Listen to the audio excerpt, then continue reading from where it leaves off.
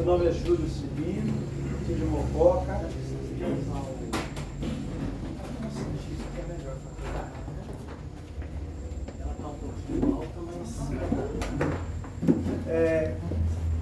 Eu estou há bastante tempo na doutrina, atuo mais em Mococa. Estamos tendendo algumas oportunidades de falar do Evangelho na região, né?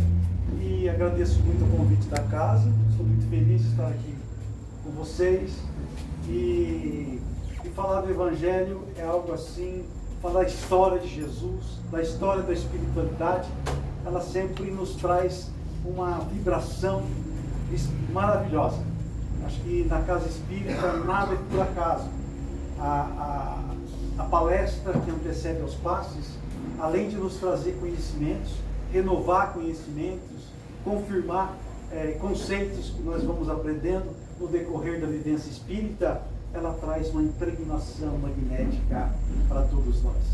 Falar de Jesus, sempre quando nós conversamos sobre Jesus, nós nos envolvemos no seu amor, envolvemos no seu perfume amoroso, inefável. Jesus, que conhece Deus face a face, que sente o hálito divino, repassa a nós quando nos falamos dele. Porque ele disse: quando estiver reunidos em o meu nome, que seja 2 ou mais, poucas, lá eu estarei. Ou seja, onde estiver reunidos em boas intenções, reunidos em torno da caridade, reunidos em torno da fé, Jesus está presente dentro de nós. E a casa espíritas, de um modo geral, retrata a forma humilde como reuniam os primeiros irmãos da cristandade. Era nas praias, em Cafarnaum, na casa simples da família de Simão Pedro, era ali, nesses lugares que Jesus se sentia à vontade. É ali que ele ensinava e deixou o seu legado para todos nós. O tema de hoje é um tema muito importante.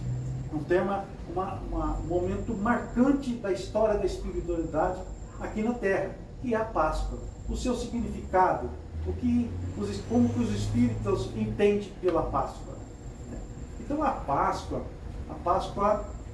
começa o seu início, existem 2 Páscoas, né?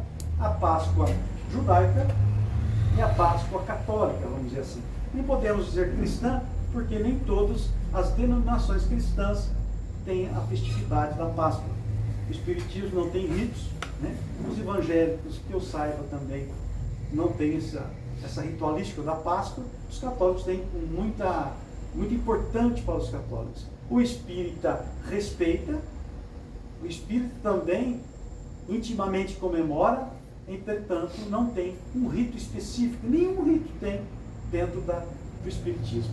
Então nós vamos falando da Páscoa, né? Como é que ela surgiu, né? Na realidade, um princípio da festividade da Páscoa, ela surge com os nômades, antes mesmo dos hebreus. Os primitivos, os homens primitivos, viviam em muito contato com a natureza. A sobrevivência estava na natureza. Colheitas, os problemas com as tempestades, climáticos, principalmente frio. E no hemisfério norte, o frio é muito rigoroso. Então, os primitivos, até hoje, ressente-se muito do inverno rigoroso. Então, os primitivos, os nômades, olhando ao céu, eles percebiam que em algum momento do ano o sol ficava, o mesmo tempo de sol, de dia, era o mesmo tempo da noite. Eles percebiam que a partir daí as coisas melhoravam. O inverno rigoroso passava e começava uma nova fase de fertilidade da lavoura. Era a primavera. E eles observavam os céus, nas constelações, uma mudança. Aparecia a constelação de Carneiro. Então eles fizeram uma festa em comemoração, essa mudança, chamado equinócio da primavera no hemisfério norte. A mudança do inverno para a primavera, ou seja, a dor, a doença para a fartura, para o calor. Então os primitivos inventaram isso. Com o advento da raça dos hebreus, Abraão, que foi o precursor da crença no Deus único, ele Em certo momento, esse povo que se espalhou também tinha uma característica nômade. Os egípcios estavam no auge da sua história, construções de palácios, de cidades, precisavam de mão de obra. O que eles fazem? Escravizam o povo hebreu. Escravizam o povo hebreu, trabalhando lá de escravo. Dentre esses escravos, uma senhora é engravida e, vendo dificuldades para aquela criança, ela coloca num cesto essa criança e coloca no Rio Nilo. Coloca no Rio Nilo. Uma das rainhas que fazia parte da dinastia dos faraós, vê aquela criança e pega e o cria como se fosse dela. Essa criança veio de um manto característico dos hebreus, que era um manto listado. Ela pega, cria e guarda aquele segredo, mas alguns sabiam. Chega na fase adulta dessa criança, esse homem era Moisés. Sabe, já viram aquele, quando nasce criança, compra um cesto, vou colocar no carro, não tem o nome de Moisés? O nome vem daí, né? Aí ele é formado dentro de escolas iniciáticas, um homem espiritualizado, de um vigor físico, de uma liderança fantástica. Ele lidera construções para o reino Egito e por fim, ele descobre a sua origem. Descoberta a sua origem, ele entra em conflito com o faraó e pede a libertação do seu povo. Com muita dificuldade, e ele articula a libertação, a saída do seu povo do Egito. Por isso que o livro de Moisés chama Êxodo. Êxodo, no significado da palavra, no dicionário, é saída ou passagem. Né? Desculpa, é saída mesmo. Passagem é passo, porque é pesar. Né? Aí vai ter um outro significado, daqui a pouquinho a gente vai entender. Ele reúne esse povo, e nessa reunião desse povo, eles marcam em cada casa de hebreu um símbolo com sangue de cordeiro. Uma fita de sangue de cordeiro em cada casa. Por vários fatores, tem as pragas aí e tal, né? Mas enfim, na madrugada, antes da hora prevista, todo mundo sai. A liderança, Moisés, seu irmão, tudo mais, né? Nessa saída, eles faziam um pão muito correndo para levar na viagem. Leva um cordeiro, o que tinha levado? Porque a viagem era atravessar o deserto. Aí esse pão, eles fazem correndo e fazem sem fermento. É chamado os pães asmos. Né? Esses pães asmos, até hoje, na tradição judaica, é utilizado os pães asmos na Páscoa judaica. Né? Bom, por fim, saem ao deserto, 40 anos no deserto, convivendo com o carneiro, com o cordeiro, alimentando desse animal. E por fim, chegam na terra prometida, né? E fundam algumas tradições. Nisso Moisés passa pelo Monte Sinai, recebe a primeira grande revelação da divindade para nós todos, os 10 mandamentos, o decálogo, como nós costumamos dizer no Espiritismo. E chega-se tem toda uma história ali dos hebreus chegando. O nome judeu ele vem da Judéia, que era uma província da Palestina. Né? E criam-se, estruturam-se sacerdotes, estrutura-se o templo. Né? Salomão constrói o templo. E toda uma rotina, toda uma tradição de cultuar a Deus, de louvar a Deus. Quer dizer, é o primeiro povo a cultuar, louvar a Deus, né? O Deus único. E nesse louvor, eles instalam um sacrifício ao cordeiro. No templo tinha a sala do holocausto, a sala do sacrifício. Eles entendiam qual que era a tradição.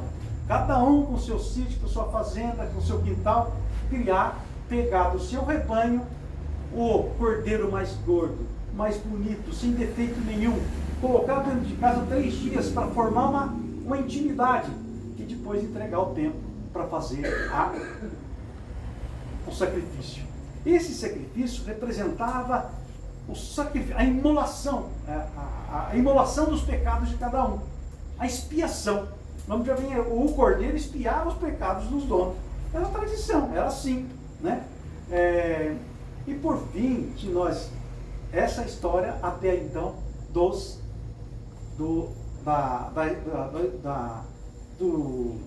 de como se instalou a festividade de Páscoa para os judeus, né? Jesus, seus discípulos eram judeus, desde criança, né? Convivendo. O José era carpinteiro e era fornecedor do templo. Então Jesus pregou nos templos, né?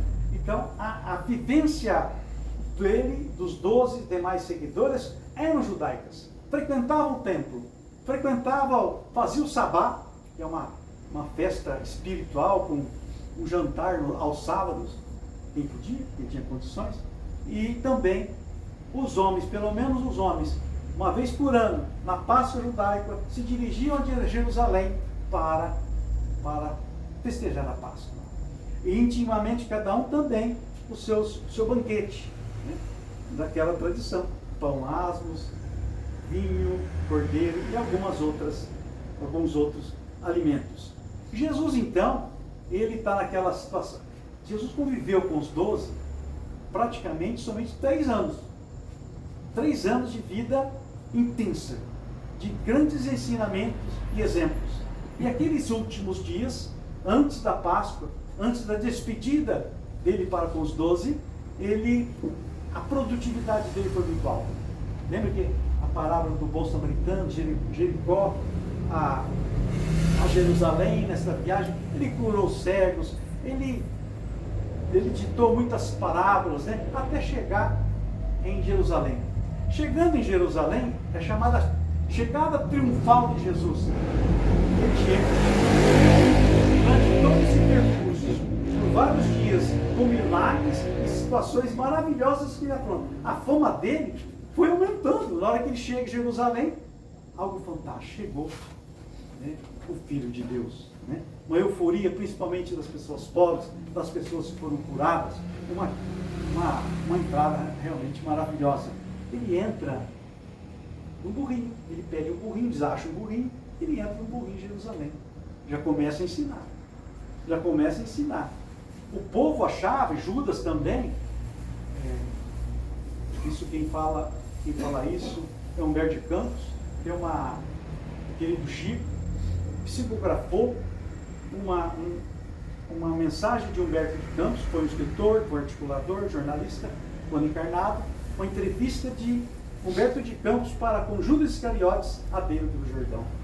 E Judas relata para Humberto de Campos a sua dor, as suas tristezas e o seu problema de consciência, principalmente pelo suicídio. Né? E ele diz para ele: eu somente me iluminei, aliviei minha consciência quando eu estive na condição de Joana d'Arc. Judas é queimado na fogueira, etc. E tal. E hoje é um grande benfeitor da humanidade. Né? Não é justo, não é correto a atitude de queimar, lembra? Eu lembro, hoje não tem mais disso, né? O boneco de Judas queimava Judas. E olha, interessante, Joana d'Arc foi queimada também, né? Então Jesus ali, ele prepara a despedida. A entrada triunfal dele, humilde, ele quer mostrar que a obra dele não é material. Aquele povo estava oprimido pelos judeus com cobrança para o templo, oprimido pelos os romanos pela cobrança de impostos e pela opressão, pela violência, pela expropriação de terras. Era terrível. Aí Jesus falou: o meu reino não é da força, é do amor. É uma revolução do amor. Judas não compreende. Judas esperava o homem revolucionário, o homem socialista, o homem que ia transformar aquele estado de situação. Jesus falando não. Jesus estava pensando em todos, romanos, judeus, muçulmanos, e para frente, como nós aqui. E naquela despedida, o Evangelho de João conta uma situação na igreja muito comemorada, na igreja católica, é uma cerimônia que ela é feita nas igrejas na quinta-feira de doenças. Jesus falou assim: estava indo. Alguém tinha que liderar. Eu vou lavar os pés de vocês. Ele pega uma bacia, era um costume, o escalda-pé, e andavam muito. Os pés ficavam feridos, ficavam doloridos. Sentou nos 12, foi lavando os pés. Ele disse, aquele que quer ser o primeiro, né, que seja o último. Aquele a quem verdadeiramente lidera, aquele que serve. Então, o maior de todos nós, o maior de todos os discípulos, de todos os profetas, o mais iluminado, né, o Filho de Deus mais sublime, ajoelhava e lavava os pés imundos, possivelmente, dos 12. Pedro falou, não, o meu não. O Pedro era muito, ele se achava muito justo, muito correto, né? Acima de todos, né? Eu não, o meu não. E também achava o mestre me humilhar nos meus pés. Não, não. Jesus falou assim, se tiver estar comigo, vai ter que lavar os pés sim, né?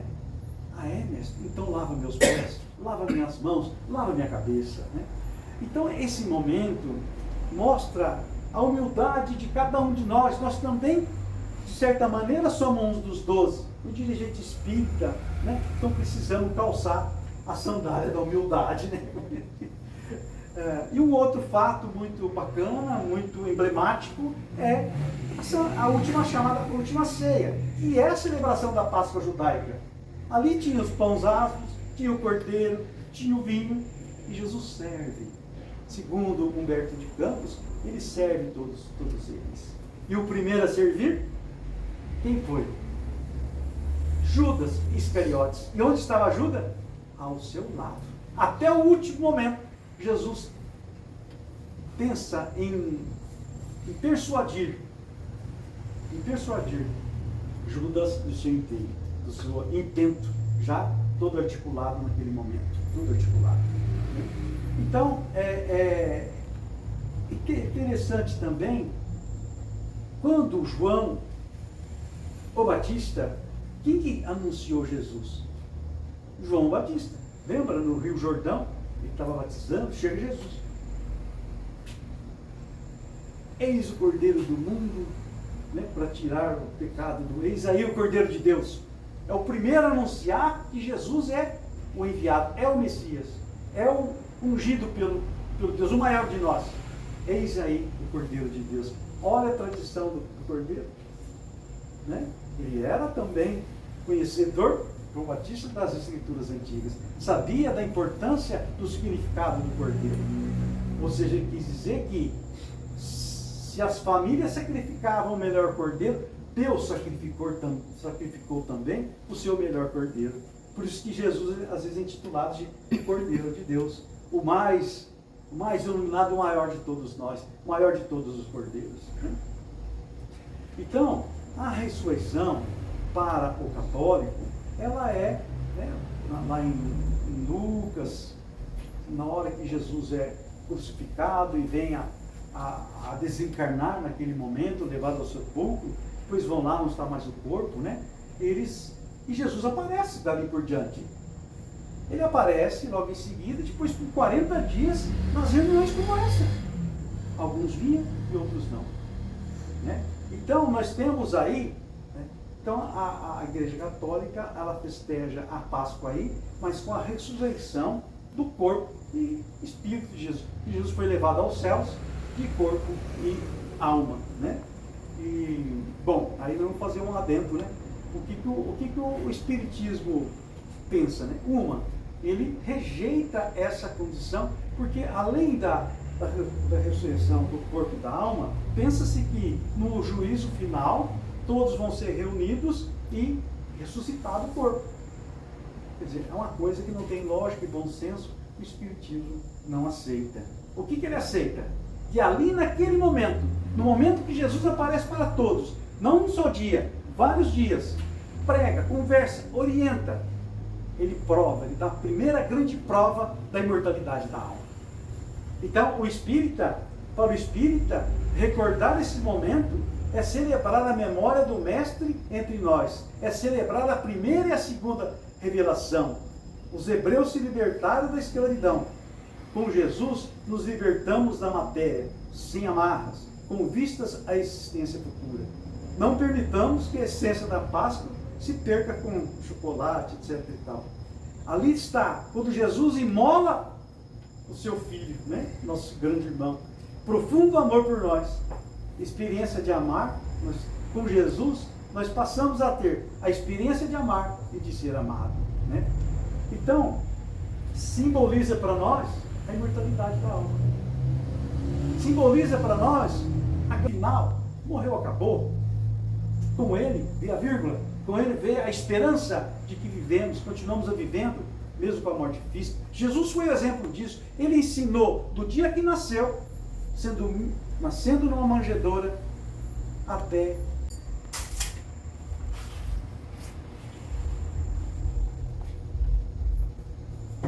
falando em seus últimos suspiros, Humberto de Campos, naquela entrevista, ele disse o seguinte: na hora que Jesus está na cruz, imagina no momento do seu rompimento com o seu corpo físico, há uma desestruturação da natureza, há praticamente um terremoto, escorar, o dia vira a noite, espíritos, todo mundo começaram a vir espíritos de parentes nas casas, nas ruas, virou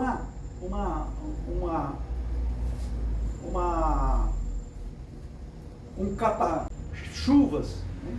Uma coisa terrível aconteceu, porque mexeu Deus, para nós espíritos, não é Deus, mas aquele que orientou, aquele que acompanhou a formação da terra. Ele já era crístico há milhões de anos, quando a terra germinava, a terra começava a se preparar para receber animais, para receber germes, para se estruturar para ver o homem intelectualizado. Então, na hora que ele está lá, ele está cercado. É trágico, naquele filme, que é um filme aqui do Mel Gibson, né? Um momento muito doloroso, as cenas são muito dolorosas, entretanto, o cenário espiritual é maravilhoso. Né?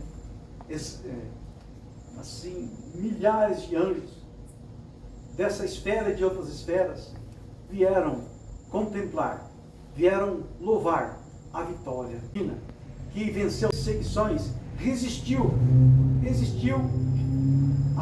aos chamamentos dos poderes da terra, venceu e deixou legado. A missão que lhe foi confiada, ele cumpre. E vem todos os anjos dos céus, em cânticos, e alguns amenizando de todo aquilo que lhe foi humilhado, crucificado de forma humilhante, quase nu. Uma sentença de malfeitor. Ele não era um malfeitor, né? Claro. Então, nesse momento, achega-se ele, um anjo chamado Anjo da Justiça, segundo Humberto de Campos. Não está nos evangelhos, nem de Mateus, nem de Lucas, nem de João. E Jesus conversa com o anjo de justiça. E sabe o que ele pede ao anjo? Neste momento, está suicidando o meu filho Judas. Olha que lindo, não é? Socorre esse anjo e também em desdobramento, Mãe Santíssima vá até Judas socorrê-lo. Inaugura-se, Mãe Santíssima, inaugura naquele momento a estrutura muito simples de socorristas no plano espiritual aos espíritos daqueles que praticaram o suicídio aqui na Terra. Mas essa estrutura, a espiritualidade naquela época era muito incipiente. As colônias, os hospitais, as cidades espirituais, com a vida espiritismo proíbe nada. Ele até aconselha a comemoração da Páscoa, porque ali está, né, um advento maravilhoso, uma história maravilhosa da espiritualidade na Terra. Não podemos esquecer isso. Não podemos deixar que os nossos filhos, algo assim, altamente importante para a nossa formação intelectual a respeito do advento de Cristo, da sua morte física, da sua ressuscitação.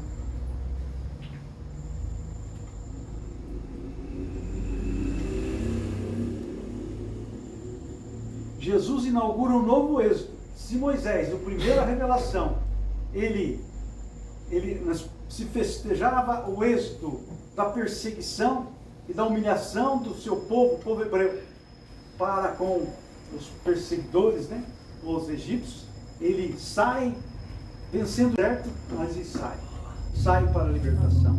E Jesus, ele está mais de andar, não é mais de peregrinar, é a libertação. Se lá foi a libertação de uma raça de crença em Deus único, Jesus inaugura o êxito, nos liberta de novos opressores, que são o egoísmo e o orgulho e tudo que é inferior.